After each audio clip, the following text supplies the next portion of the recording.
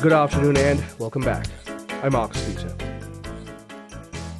Whatever else they're thinking about, every college president in the US has one common concern right now: the coming demographic cliff. In 2024, the US recorded a birth rate of 1.6 births per woman, the lowest rate on record, and that's well below the population replacement rate necessary, which is 2.1 children per woman. Children born in 2007 will head to college next fall, and then from there, fewer and fewer students will apply and attend college every single year because of the demographic cliff, but also, as a compounded ancillary concern, the sheer cost of going to college and job prospects, the ever-shifting job market. There are fewer and fewer students in high school, even, to be considered as a pool for college students. We're joined by Jack Figge to talk about this. Jack is a young Catholic journalist pursuing an MBA at Benedictine with a BA in political science and theology. Jack, thank you for joining us. How are you? I'm doing well, Dr. Peters. Thank you for having me on today. No, it's always great to speak with you. I want to thank you for thinking about this issue. And so I want to ask you, from the perspective of someone who's taking a look at this issue, and we've known about the demographic cliff hitting us for some time now, are we seeing a similar concern at the level of campuses? Yeah, I think it's from talking to a variety of college presidents, they said that they've been talking about this issue for years, and they have all been making plans, especially when you look at the addition of a lot of graduate programs and trying to find different avenues for revenue streams.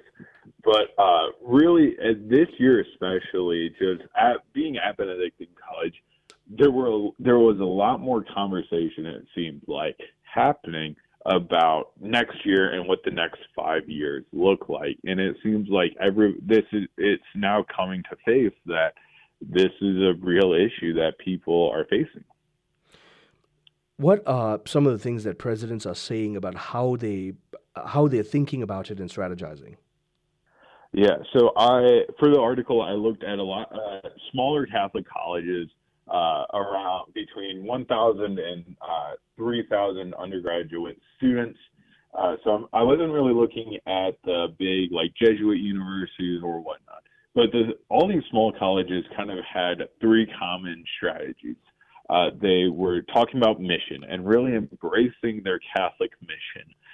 Any colleges from Newman Guide schools like Benedictine and Franciscan all the way to the small diocesan school Catholic schools like Loras College up in Iowa. Then they were talking about affordability and finding ways how to make college affordable and to deliver students a serious value for their buck. And then third and finally is just offering a variety of unique programs. So Benedictine College, for example, they have sought to introduce a classical architecture program, an engineering program, new classical learning, like classical education studies, and they're working on building a new medical school right now. So all to kind of diversify that portfolio to attract an even broader range of students. Tell me about, for example, St. Bonaventure University up in southern New York. What seems to be the strategy they think they ought to employ? Yeah, so St. Bonaventure, they've been looking at expanding into the healthcare market. Their President Gingrich and I had a wonderful conversation about how they're seeing this increased demand right now in New York for healthcare professionals. And so what their strategy has really been to expand their healthcare undergrad program, but then also to double down and expand their graduate programs. So they're investing a lot of resources into expanding their graduate programs to try and capture people that are already outside of college, because that's a much bigger demographic. Anybody from the age of 22 just recently graduated all the way to into their late 50s, early 60s who want to return to school for a master's program, and offering a lot more online, whether that be synchronous or asynchronous classes, to try and build up that new revenue stream. We've had a number of Catholic colleges, small to medium Catholic colleges, that have closed in the past decade or so. Can you comment on that? What were some common traits and threads that bound all of them together? and some common reasons that cause the closure? Yeah, so there's been a lot of closures. The two that come to mind are Fontbonne University in St. Louis, Missouri, and Magdala College up in, I believe, New Hampshire. And both were kind of small colleges, and it seems like the common denominator that is that they simply they lacked that mission, and they didn't have a strong Catholic identity, especially for Fontbonne University, talking to previous students, that it just kind of felt like that generic thing, and that they were just so small that they couldn't offer enough programs that they didn't remain attractive to a wide enough array of prospective students. And so eventually their resources just dwindled and they had to close down. I think a problem that a lot of these colleges are facing is they simply don't have a big enough endowment, such as what a Notre Dame or a St. Louis University or a Villanova, these large Catholic universities have. They have very small endowments, and so they have to find other ways in order to fundraise money to provide scholarships for students. Part of the demographic cliff and the demographic woe is also the escalating, almost ridiculously, the rise of college, the cost of college. But over and above that, the shifting intelligence market, artificial intelligence market, and how that's changing the job scope and the job sphere, white-collar jobs and its replacement thereof. So there's a real concern here, whether the investment in a college degree is even worth it, and those 4 years that are precious years for building a career. But what are some of the comments you have and responses you've heard?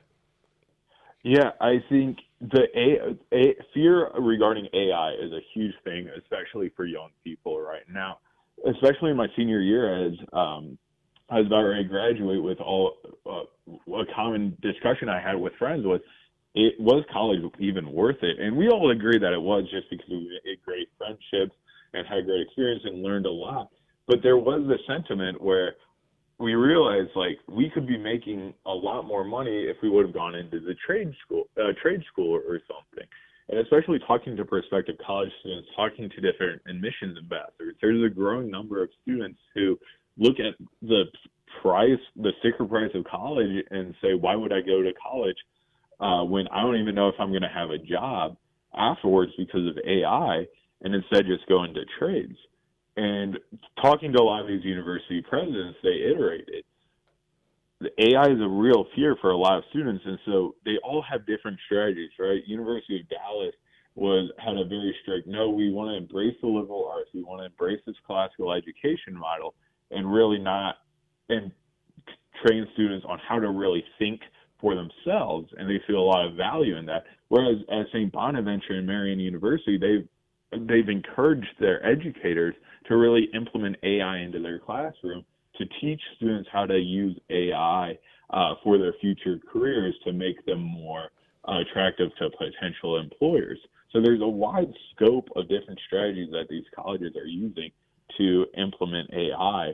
But from a purely student perspective, there's a lot of fear about why even go to college and study like business or data science or computer science when these entry-level jobs are being taken over by AI. Yeah, most of the STEM-related jobs that involve particularly working with, around, or primarily through computers are going to see massive shifts, and that's understandable. I disagree with some of these presidents who believe that there's going to be a shortage of teachers.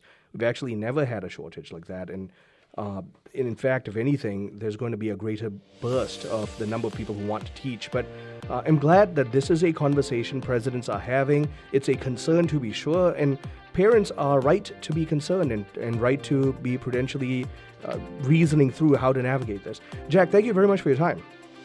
It was my pleasure. Thank you for having me on, Dr. Peters. My guest has been Jack Figge, a young Catholic journalist at Benedictine College, and he's been highlighting the reality of a demographic cliff and colleges. Stay tuned. I'm Marcus Peter.